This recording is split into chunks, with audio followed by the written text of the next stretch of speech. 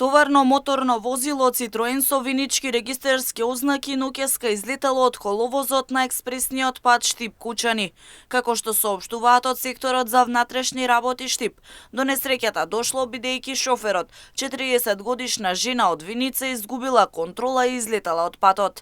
Немилиот настан се случил нешто пред полноќ, а пријавата во полицијата била во 23 часот и 40 минути.